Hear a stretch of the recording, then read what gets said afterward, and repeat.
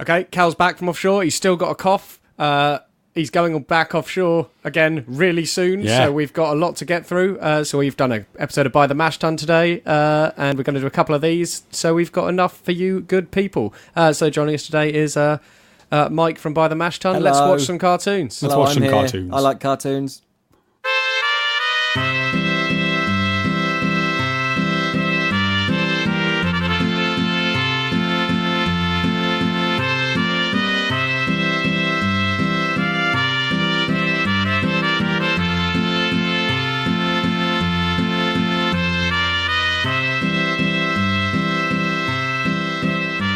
And welcome back to the Space Jam Continuum, the show where we try to make a cohesive cinematic universe out of something that was never meant to be one. I'm Chris McLennan. I'm Carl Noble. And joining us today is Mike Harrison Wood from By The Mash Tun. Hello. Cal's other partner in crime. Yes. We sat next to each other. We don't normally sit next to each other. We brew. Is that working for you?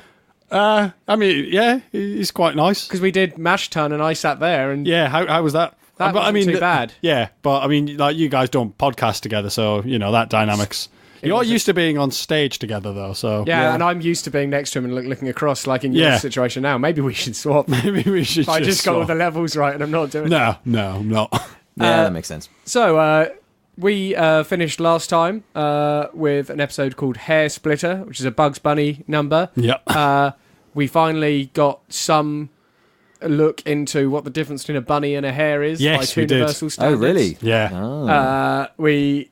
What else happened last week? There was the pest that came to dinner. Who was that was termites. So we got to look at like how termites work. Yeah, the very reasonable politics of nomadic insects. Yeah, and how really the bigger toon world should probably take a lot of their politics from the insect world. Yeah, and we realised just seeing that we haven't actually had much of a look into toon politics on the whole since the early days, since when we started in like 1937, 38. with the monkey government. Yeah, and it was really like quite politically heavy at that point. Yeah, and, whereas now not so much. Yeah, it's taken a bit of a dive since the war. Like everyone's just sort of stum about it. I can understand the pivot.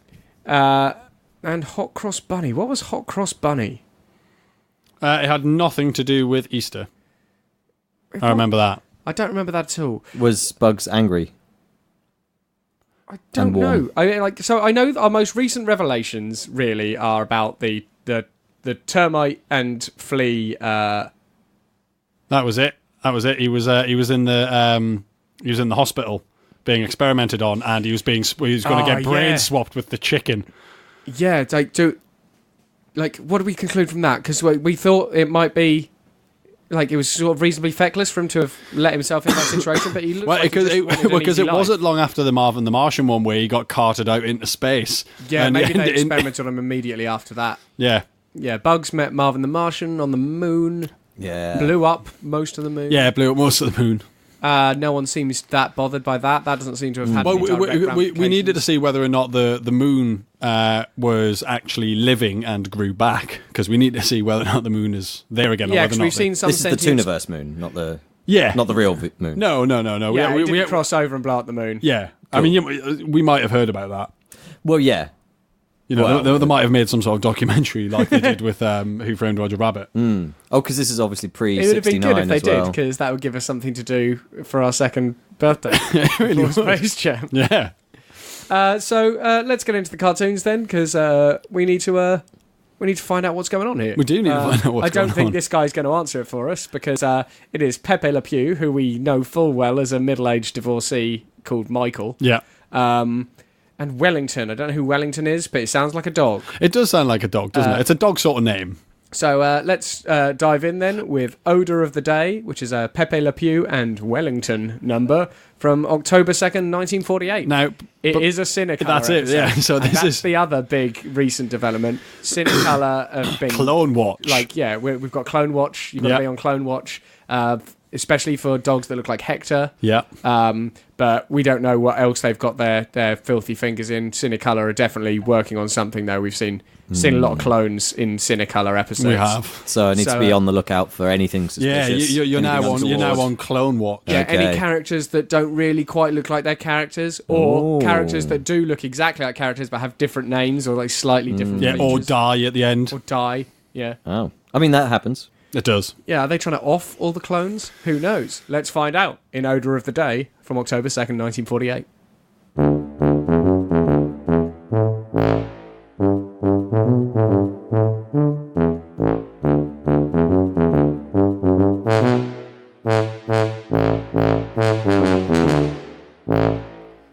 Okay, I mean, a lot went on there, but that wasn't a standard Pepé episode. No, he didn't fall in love with anyone. Yeah, he didn't try and sexually assault anybody. Yeah, he didn't. He's really upped his game. Yeah, we haven't seen him for a while. Maybe he's been in some sort of rehab. Rehab. Yeah, possibly. But so the episode revolves around a dog who we're presuming is Wellington. Yeah, I guess so. He's trying to find somewhere to sleep. It's cold out. But he keeps basically just nicking people's houses and getting turfed out. He nicks a kennel of a dog that looks like one of our Hector clones. It does look like one of our Hector clones. This is a Cinecolor episode. So. It could have been Hector. It could have been a clone. It is a Cinecolor episode, so we've got to presume it's, You've got to presume that was a Hector clone. Yeah, I'm going to go with it's a clone. But it wasn't hugely relevant. He stole the shell of a tortoise and got turfed out of that. So it was nice to see the tortoises back in because they're our favourite subsector of Toon Society. But then he finds a house, which we take to be Pepe's house. I can only assume so. I'm thinking Pepe returns home, gets into the bed, and the dog is sort of already stunk out of the house. Yeah. And he throws Pepe out. Now, the fact he throws Pepe out suggests to me he's got quite attached to that house. He's been there a while. And because everywhere else he just moved on, right? He wasn't turfing people back out of their own houses. Well, no, but I mean everyone else that turfed him, because the thing is Pepe didn't try and turf him out. He just got into bed with them. That's true, because Pepe will get into bed with anyone. Exactly, he's just like, sod it, I'm getting in. He's more than happy to just coexist. Yeah, he's not bothered, and he's very open. Yeah, essentially, he's done some weird stuff. He has done some very weird stuff. Yeah. I mean, I've never come across a skunk in real life. Do they smell all the time?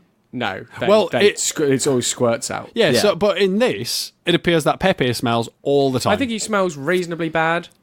But then he also has the ability to use his tail as a gun. Wasn't it revealed that he was a cat with a painted line on it, or has that been?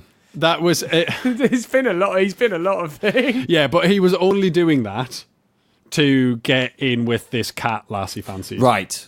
Yeah. So he was pretending to be a cat who was pretending to be a skunk. Yeah. So we originally thought he'd mistaken that cat for a lady skunk. Yeah. And now we're pretty sure he knows it was a cat and he wanted a piece of that action. Yeah. Because he also has taken off a Pepe outfit to reveal that he's a dog. Yeah. To get with a dog. But then taking off the dog outfit to reveal it's just Pepe underneath anyway. Right, He had two outfits on, Mission Impossible Yeah, style. he likes a lot of stuff. Yeah. And He doesn't care. Male, female, dog, skunk, cat. He doesn't care.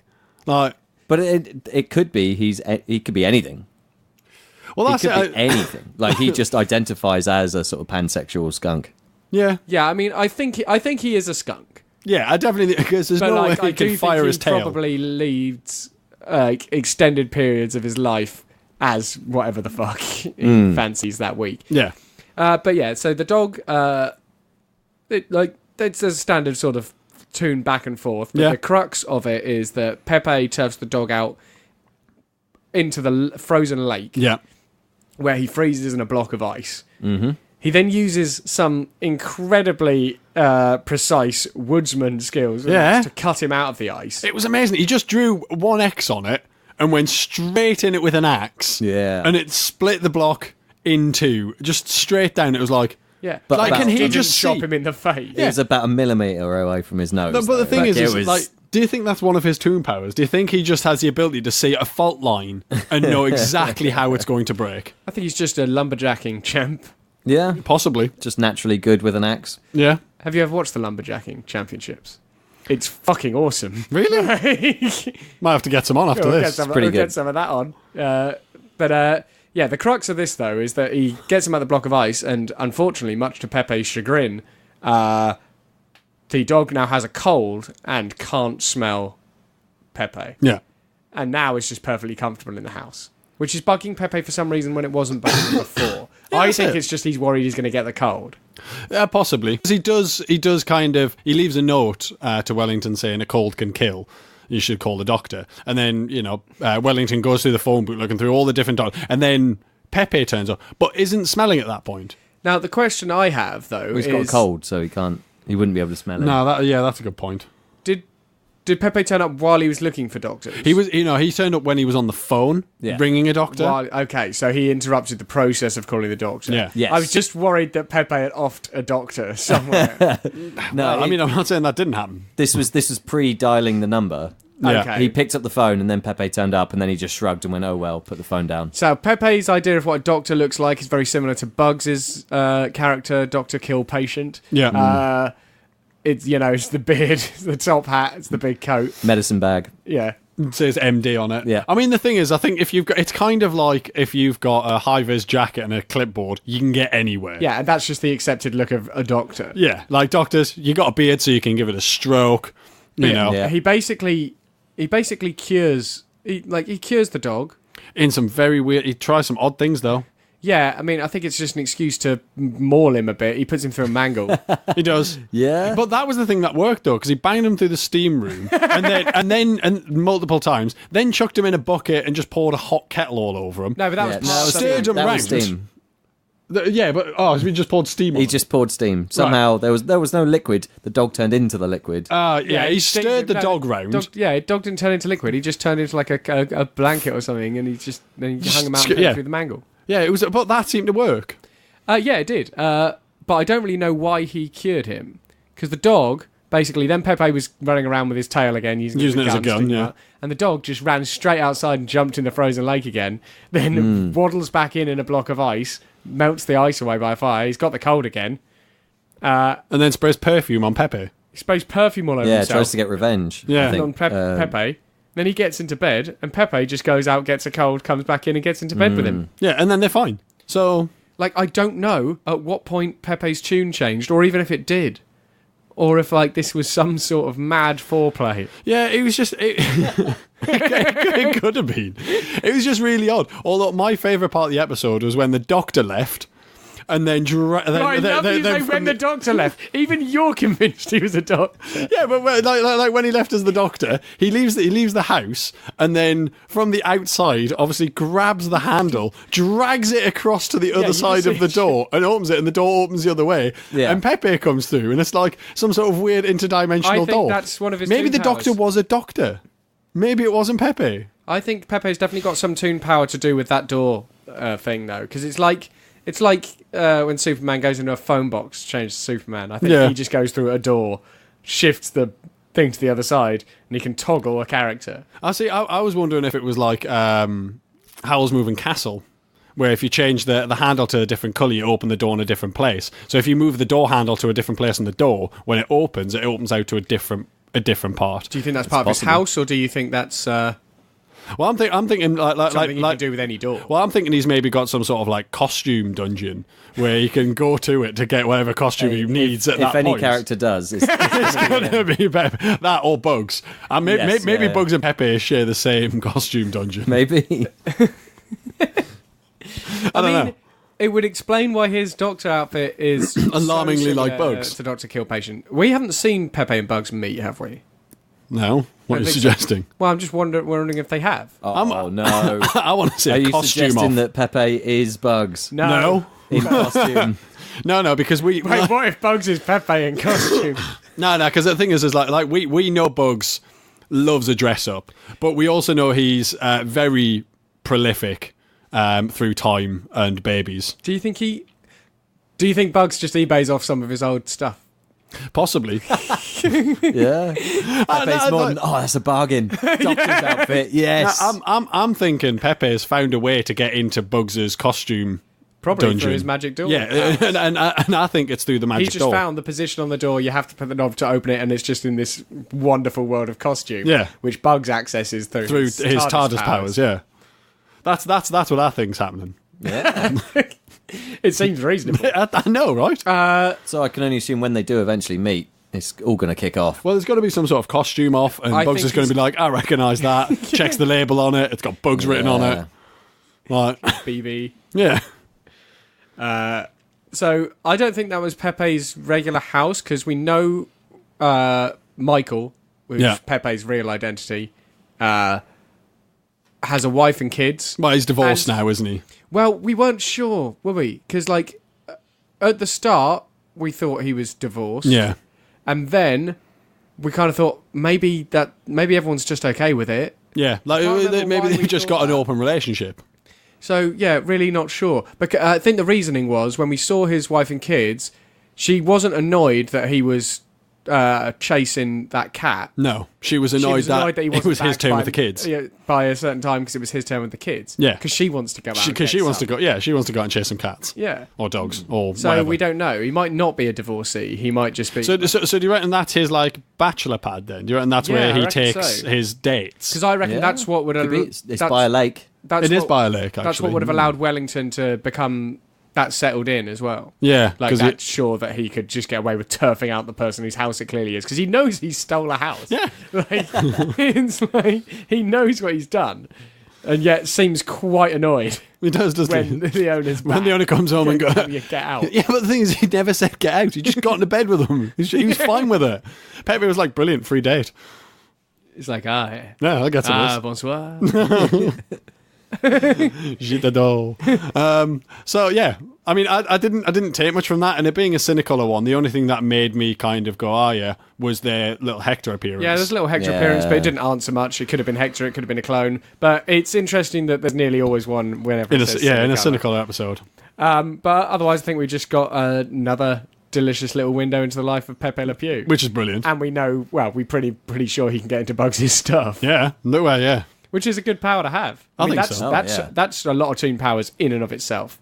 Yeah, if you can get access. Are a lot of Bugs' costumes magical in themselves? Well, I mean, we can only assume so. But like they work. Like people believe you. Yeah, yeah. They're very realistic costumes. I mean, a lot of Toons are just idiots. That's true. I mean, I don't know. I don't see that many who are just stupid. Elmer's easily fooled, shall we say, rather than idiots. Yeah, they're kind of gullible for sure. Well, they do find it very difficult to tell things apart. Yeah. Like, if you draw the vague shape of another animal. Yeah, if you dress up as a dog, doesn't matter how shit it is, they're going to assume you're a dog. Which makes you wonder why Pepe goes quite so far, because when he dresses up as a dog, it's damn good. Yeah. But I mean, like maybe his works anatomically as well. Maybe everything works. Yeah, he just takes pride in his work. And he can just pull it off. He can wear anything. Yeah, exactly. That's his Toon power. He can wear anything. And it just works. Yeah, it just works. And the portal thing. Yeah, and the portal. But that's more a Toon power of his house than it is his Toon power. I'm not sure. Yeah, maybe he can move the house around. He might be able to turn any door into a portal into Bugs' wardrobe. Yeah, possibly. Only time will tell. Yes. Need more info. But I don't think we're gonna get to the bottom of it by overanalyzing Odor of the Day. No. So let's move on. We've got a little guy who's become a firm favourite and an absolute classic in this episode. The titular Foghorn Leghorn. Guess who's got in? Foghorn Leghorn's in it, and Henery Hawk. The chicken hawk who could. Yeah, I love little Henry. He's just get stuff done. Yeah, he's such a go-getter. Yeah, he's just. And this time it's just with Foghorn as well, so it's going to be an absolute classic. Well, let's not beat around the bush then. Let's watch the Foghorn Leghorn from October 9th, 1948.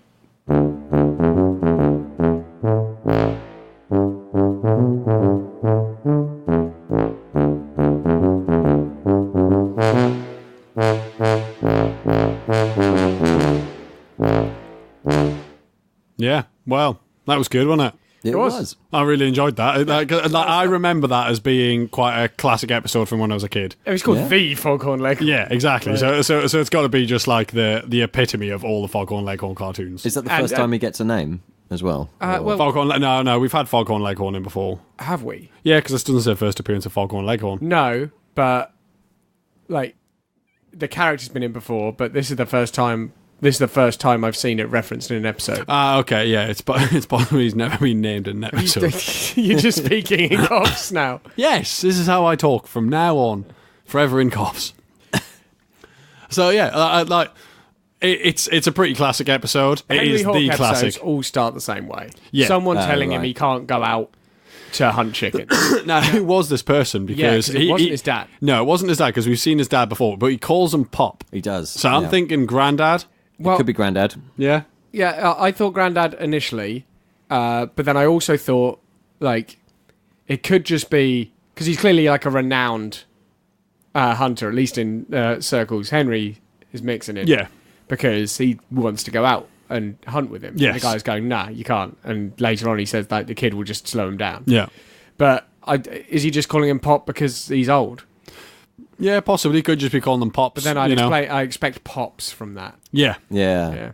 Yeah. Do we definitely know that that's not his dad? Yeah, because we've met his dad before. Either that or it's his stepdad or we saw his stepdad before. But it was definitely father-son sitch previously. Yeah. Right. They look very different hawk. Yeah. This chicken hawk goes out, grabs some chickens from the old hen house. The old hen house. But he's put very firmly in his place by Foghorn Leghorn. Then he meets Henery. Yeah. And, like, he seems to take a bit of a shine to Henery. He likes his pluck. Yeah. But he doesn't like that Henery doesn't understand any of his jokes. No. That upsets him. But he seems to try and school Henery. Like, every time Henery does his usual thing of catching something that's definitely not a chicken, in this case a dog. Yeah. He's like, that's not a chicken. What are you talking about? Like, look at I'm a chicken. Yeah. Rooster, that is. Henery tells him he's a big mouth schnook. Yeah, that was because the chicken hawk, the older one, told him that wasn't a rooster, it was a loudmouth schnook, because he was basically scared of Foghorn Leghorn. Yeah. Because Foghorn Leghorn turfed him off. Yeah. He's but- a big chicken. Yeah, Rooster, really. that That is. is. Yeah. He is really big rooster. But yeah, in the end, Henry's still trying to hunt the hound for some reason. Yeah. He puts dynamite in his kennel. Foghorn Leghorn's like, don't do that, I'll get the blame. And he runs in there, and they both get blown up. And then, like, the kennel's gone, and they're looking at each other, and the dog just starts wailing on him. And then Henry takes this opportunity to just pinch Foghorn Leghorn. And I think it's because the dog calls him a chicken. And which is odd, because he takes the word of the dog immediately as going, he called you a chicken, you must be a chicken. Yeah. But he doesn't take his own word for it. Yeah, Foghorn Leghorn. Yeah, it doesn't take Foghorn Leghorn's a word. loudmouth schnook would say that he was a chicken to cover his path. But I mean, this tells me that Foghorn Leghorn didn't know that Henry was looking for chickens. I mean, he definitely did, though. Yeah, but then why would you be trying so adamantly to convince something you know is trying to hunt you that you are the thing that's trying to hunt? He thought Henry could take him down. He does, though. Yeah, but the dog took him down, really. Because Henry smacked him with a shovel and knocked him on his arse. That's that. He'd taken quite a beating by that point. Yeah, but he was conscious when he was dragging him off, and that's where the episode closed. So I mean, the question is did Henry manage to get Foghorn all the way back to his house? Because he said, chicken or loudmouth schnook, he's going to look good in our oven. I mean, I don't think he's going to fit in the oven. He's got Foghorn Leghorn back to the house before, along with a horse, a dog, and I believe a chicken. Yeah. I think that was... rabbit. There was a rabbit. But there was also a time where there was a Daffy Duck. Yeah, he's got a lot of people, like, out the farm. Like, he's been dragging people off. Yeah. Like, he's quite good at that bit, but we have no reason to believe he ever actually gets them back home. No, and eats them. Because we know he doesn't eat Foghorn Leghorn. Wouldn't be so, like, you're not going out, would they? They'd just be like, you're really good at this. Yeah. Well, I mean, good at getting something, at least. Yeah. Because that's it. Like Chicken Hawk, I mean, do they exclusively eat chicken? Is that These all ones they can seem eat? to. Yeah. Like, they're very keen. Like, they're very... Yeah. In the same way that an anteater can probably eat other things. Like, it Termites? might eat termites, or bees. Or bees. bees. Oh, just eating a mouthful of bees. Tiny beetles. But, like, yeah, I'm not really sure. Like, one thought that did occur to me really early on, though, like when Foghorn Leghorn storms out to beat on his granddad or whoever it is. Yeah. Like, now, in our world, like, you know, you look at where chickens are living, it's on a farm. Yeah. Yeah. But they're being farmed, right? Yeah. In this situation, we've largely got to presume, due to at least Foghorn Leghorn's sentience, that that's not what's going on, right? Or are the chickens farmed and he's fine with that? They're farmed for eggs. You saw in the but also, chicken coop there were eggs. Given his sentience, are the sort of hen houses, is that like a harem? No, see, like, the way I took it, because as soon as it's like a separate bit of the house. No, I think where he's security. Keep all his concubines. I think he's security because as soon as the chicken hawk came in and started dragging those hens off, he came over blustering and just basically, barged them out the way. So he's an outside hire. Yeah, I'm thinking he's there as the sentient chicken. So he's not rooster. running the place. No, I think he's there as like the muscle, but he's just a bit of a gobshite. Yeah. And to be the morning alarm, which he showed that he wasn't actually that very good at. No, but I mean, it's a secondary bit. Is that what we're going with? That very good at? He's not that very good at it. Very good at all. He's only quite very good at it. Yeah. He tried. He did. But what I liked about that is he had to have a false son come up to be able to do it. Yeah. So I don't think he can cry that loudly if that hasn't just happened. That's why he's got it rigged there. I see. I think because that means if he's security and he's got to he can't deal with it. It's a big situation. He's got to call some other people in. He's got to run over to that like it's an alarm. Yeah. Pull the cord so the sun comes up, just so he personally can make a loud enough noise. So he can raise the alarm. Yeah. Yeah. No, I can see that. He's got them positioned everywhere around the farm. Like just a little pulley with a cardboard sun hanging on it. One thing you also don't see is any farmer of any kind. You never see a farmer unless it's Porky. Yeah, Porky and Porky's dad. He's the only farmers that we've seen, I think. They were dairy farmers mostly, and then Porky got given the chicken bit of the farm. Yeah, but again, for eggs. And then that's for eggs. So do we think that chickens... Because they don't seem to operate mostly on the same level of intelligence as other toons. No. Is the divide between a full-on sentient toon and just a cartoon chicken that big? To the point where they're not fussed? Well, I mean, it's farmed for their young. It's possible that they're just kept in situations which are just never stressful. Right, so they don't pass. So so they never snap into sentience. They never have that moment. So when the chicken hawk went into that place and just cackling, and they're all looking terrified, do we think that sort of coop of chickens is basically ruined now? Well, no, I reckon. I'm thinking that that's not stressful enough to snap a chicken. Well, I guess because they still very much treat being a chicken hawk like a job. Yeah, they go, that is awful, but he is just doing his job. Yeah, this does happen every week. Oh, I mean, maybe it is his job. But then conversely, maybe that's part of their job is to just be there and potentially eaten. But just this is happening. It's part of my job. It's just maybe it's just a workplace hazard. If you're a laying hen, part of the the workplace hazards you just have to accept is that you might get taken by a. Yeah, so it's not stressful. We don't think they're sentient. I don't think they're sentient. I don't think being attacked by a chicken hawk. I think that's too normal for it to be stressful. Yeah. So my point is so in this situation, Foghorn Leghorn works on the farm in the same way as a human would work on a farm here. And the chickens he sees the same way as a human working on that farm would see chickens at a farm. Yeah. No, we think that the divide is that firm. I mean, we do know that Daffy had a non-sentient wife. So it's possible that the divide isn't that far. But we did think that Daffy was with his wife before he got allowed into society. Yeah. We think Daffy was with his wife back when he was, what was he called? Colonel Quacko? Or whatever. Yeah, General Quacko. General Quacko. But it is possible that maybe the divide isn't that far, and it's just Foghorn Leghorn is the natural choice for a security, or at least a rooster is a natural choice for a security for a hen house, because he has an attachment to those hens. Yeah, they don't feel weird coming to him with any of their problems. Yeah. Because, he presumably speaks the language. Yeah. He's down with the lingo. That's an interesting one. Can a sentient pig speak, that had a moment, Can it speak pig? Can it just go and, like, snorting? Yeah, but like if you think in D&D, if you're a gnome, you can speak gnomish and common. Yeah. So I'm thinking, like, if you snap, you can still speak what language you had, but you can also now speak common. Yeah, I just wondered, because we haven't really seen that happen. Like, we haven't seen any Toon go, like, so in this situation, just to use this one as an example, we've never seen Foghorn Leghorn, like, acid boying someone and then turn around to the chicken that was in pair and go... No, that is true. But, I mean, I reckon we will see that at some point. I reckon. We've got a lot of episodes to go. Exactly. Yeah. You got a hypothesis now, and it will either be proved or disproved. So yeah, or we'll prove it.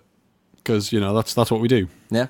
Come up with an idea. It's probably going to get proven in the next episode anyway. Oh, that's because that is normally how things go for us. Yeah, normally, as long as we posit a theory vocally, we actually say it, rather than going, I'll see if that pans out. As long as we just say that's what's happening, it immediately starts happening all over the place. Yeah. I mean, that's how Clone Watch got started. Exactly. And then it was everywhere. You had no evidence. None at all. And you just said, I think they're cloning people. Yeah. It's like, okay. And then... Next episode. Bam.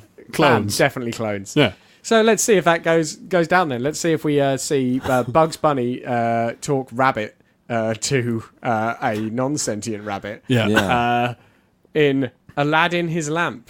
Ah. I see they've done that. They've written it in such a way with hyphens that the pun is highlighted. Yeah. It's a lad in his lamp. Yeah. Which is a Bugs Bunny number. He's on his Todd, by the looks of things, from October 23rd, 1948. Let's give it a go. Yeah.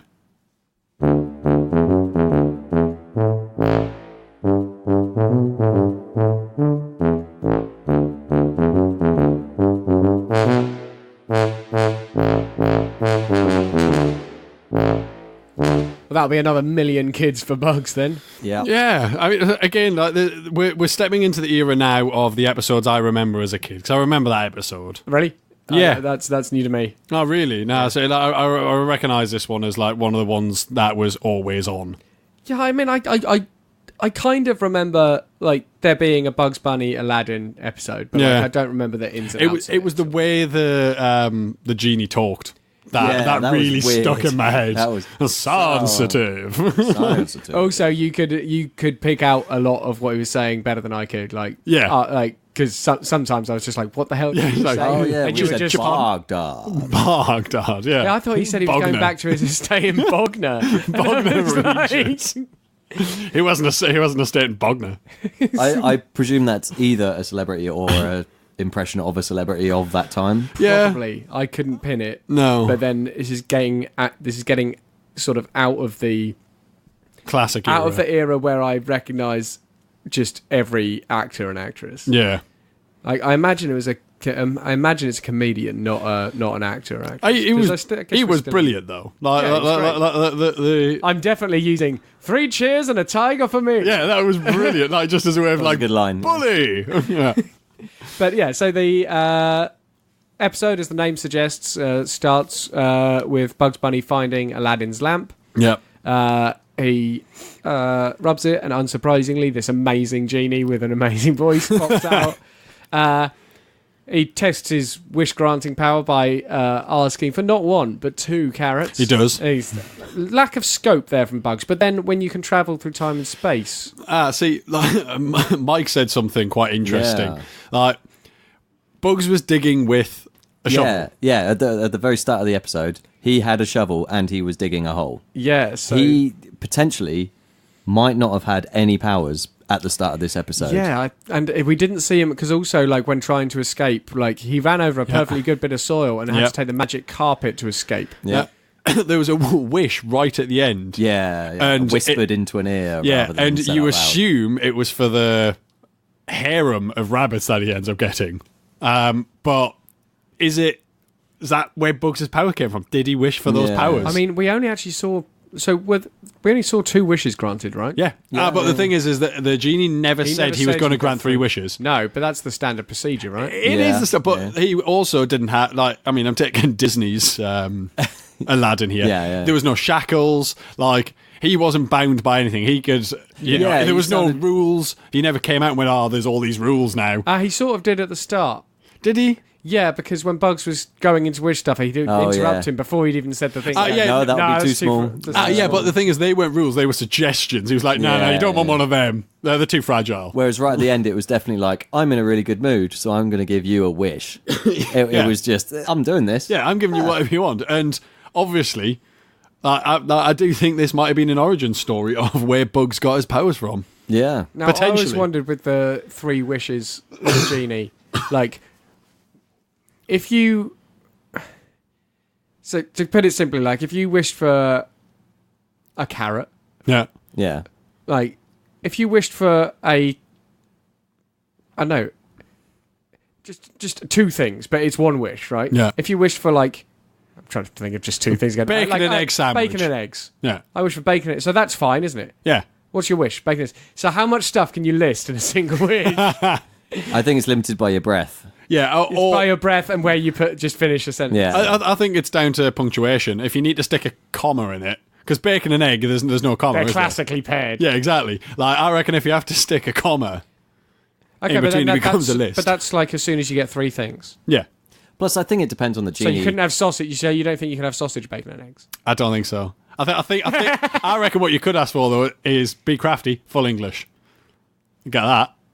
Okay, so what do you think? Like, because Bugs definitely was immediately transported to this like harem of like lady. Well, bunnies. it cut to that. Yeah, we don't know that no, immediately. It's puff of genie smoke, purple like. Yeah, but I mean that could have been like star wipe or something like that. You know, that doesn't mean that was immediate what happened.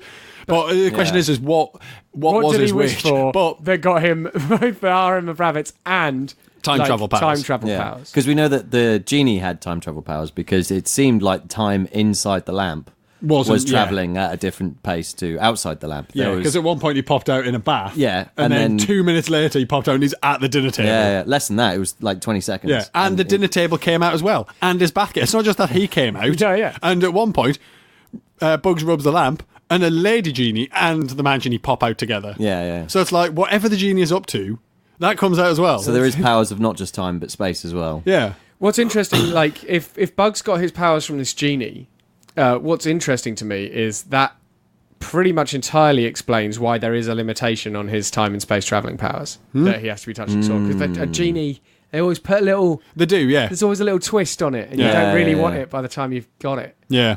And it hasn't ruined it, but it's limited. It's like he does, like... Yeah, he's not granted unlimited power. He missed a caveat. Yeah. It's all about, because there was that film, The Wishmaster, wasn't there? Where you had to be... Wishmaster's bedazzled. Yeah, you have to be very careful how you word what you're wishing for. Yeah. So but what did... And the thing is that is a question for our listeners, I think. What did Bugs whisper into the genie's ear to get it's those powers? It's like lost in translation. Yeah. Like, what was whispered? I bet it was just right. I mean, it might be something like, I wish for every power you have, or something like that. Yeah, but I mean, like Bugs can't grant... Well, maybe he can. He just doesn't. But I mean, like, we've seen a gradual unlocking of Bugs' powers. Yeah, maybe it takes he discovers them. I think possibly. I think he probably has a lot more powers, but I think it is just down to what the wording is. And we don't have an issue with time at this point anyway, because like that could just be Bugs from 1948 getting the power at that point, and then we've seen and then he's gone back in time, and then he jumps back through time to do all the other bits. Yeah, it's a confusing situation. It is. Like, so I do think that was 1948. Yeah, I don't think that was set before. Well, no, because like normally when it's like back in time, we normally get a bit racist. It would have been. It was still pretty racist, but not by comparison. Yeah, good point. You weren't with us in the early days, Mike. You don't know what it was like. It was. I couldn't get through just an episode without going, oh, here we go. Every time. I'm going to hide behind this blanket now. Yeah, it's just like, oh god, like there was points where we came so close to getting through like a whole episode of the Space Jam without having so, and then it would just be like, nope, there it is, there's that. There's the blackface. But we've been doing quite well, so that was incredibly mild. Yeah, okay, I can see that. I mean, it wasn't right, but it was it was toned down. Yeah, but also their genie character didn't have like an accent aping Middle Eastern accent. It just had this mad fucking voice. Yeah. It's like, But they were kind of like American celebrity voice. Yeah, of some kind. like the idea behind the genie, is that he's from that place. But genies, surely they're eternal. I mean, what they're doing in lamps, I don't that's why know. he's got such a hodgepodge accent. Yeah, exactly. And I think he just wears whatever clothes he fancies at the time because we saw him in different outfits. Yeah. Well, we saw him without an outfit. Exactly. Well. Yeah. What was he bathing? Yeah. He was sat in a He was in bath. the bath, but and his at legs- no point does he have legs. At no point does he have legs. He's got like his sash His torso and then is out of the wispy bath, bit. and like so he's just not. Is he bathing bathing his anything. wispy bit? Yeah, his wispy How bit. dirty does a wispy bit get? There's another And there's question still for a the wispy listeners. bit going to the bath. So I think that goes down the plug hole of the bath and then just to the lamp. Yeah. Yeah. So I think actually the bath was caught on his wispy bit. All right, he's snagged on a bath. He's snagged on a bath again. Damn it. Oh, you gotta wish yourself out of that one. So yeah, I haven't. The only thing I've taken away from that is I think you are correct. I think that was a Bugs Bunny origin story. At least origin to his powers. I'm happy with that. Certainly the origin of his time travel abilities. But Because we've seen him get powers through various other means. Yeah, reading books and stuff like that. But Yeah, he what might have did had he other ask powers. for? I think that's where he got his time travel powers. Though. Yeah, Yeah. but what did he ask for? That's the question. How did he word it? We'll put it out on the Twitter. We'll Yeah. never know. Uh, Or will we? That's a probably not. I'll Yeah. forget. Well, I mean, there's that. I could do it right now, but I'm You're not going to, are you? I'm going to wrap this episode up. I've realised we haven't gone to the money zone and done the Porky Piggy Bank, but it's the end now, so let's just not. Yeah. No, I mean, I can check on it later and just make sure it's still there. Just a brief one now. Yeah. How about that? All right, then. So if you enjoy the show, please give us a review, especially if you listen on iTunes. It really helps visibility And out. we know people are. And we know we they know are. people are listening on iTunes. We can see it. Yeah. We can see it. So just See the take numbers. please, See down if your you enjoy audio. it, just take a minute of your time, leave us a review. If you don't listen on iTunes, just tell people about it. Like spread the word, because if you enjoy it, presumably at least some people that you hang around with would also enjoy it. Can you make word butter? Word butter? Yeah. Churn. So just like butter that you can just spread on toast, but then when you spread it, it comes out with the words. Your marketing suggestions began abstract and are now in. I don't even. You can know. get alphabet spaghetti. but then what? I'm sure I've talked about word butter before, actually. I know I've done this bit before. I don't know what word butter is, and I'm sure no one listening does. Presume you'd have to churn word milk. That's true. But if And you then- if you got some word milk and you can churn it into word butter, Tell everyone spread about it on it. someone's toast, and then hand it over and make it say, "Listen to the Space Jam Continuum." It's great. Yeah. Otherwise, the final episode of Merely Role Players, which I've been a guest on for the last couple of months, came out yesterday, I believe. So go and check that out. It's been a really fun spy adventure where I do a bad Scottish accent. And you can find these two imbeciles. Yeah. Yeah, you can find us on By The Mash Tun. Yeah, if you like the idea of learning about brewing or just talking about beer with us too, hello, I'm Mike. Then yeah, that's going to be a place to find it. It's on kaiju.fm, the same place as Space Jam Yeah. Continue. You can find us on iTunes, you can find us on Stitcher, basically anywhere you listen to podcasts. Type in By The Mash Tun, and you can listen to us two just talk nonsense about beer. Do Yeah. it. But otherwise, we'll catch you all next week. And until then, have a good one. Yeah. Bye.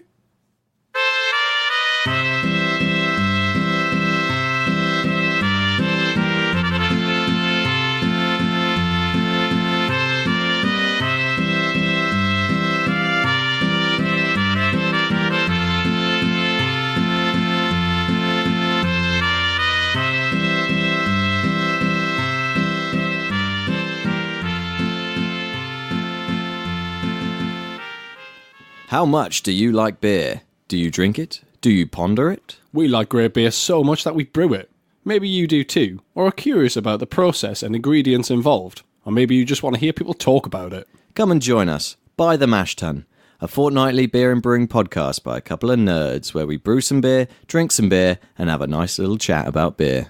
You can find us on kaiju.fm or wherever you listen to your podcasts. Just search for By The Mash Tun. Crack open a brew.